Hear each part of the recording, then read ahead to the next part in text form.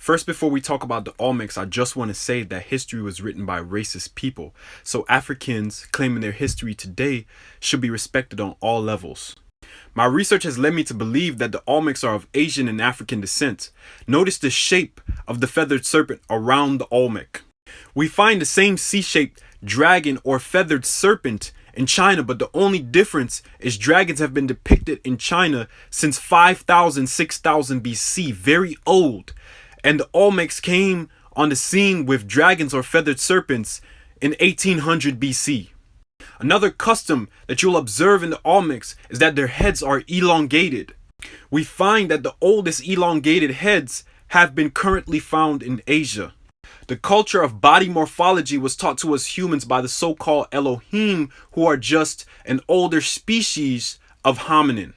Now we find that the jade dragons in China are often seen eating their tail, which just represents eternity, right? And also the Olmecs had an affinity for jade. They used jades in almost all of their artifacts, and the only people that carved jade were Asians, the Maori people in New Zealand, and the Olmecs.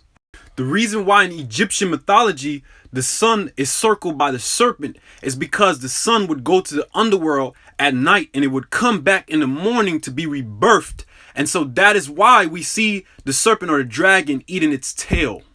This is where the concept of the dome earth comes from. If you look at this representation of Sumerian cosmology, you'll see there's beings in the heaven and beings under the earth.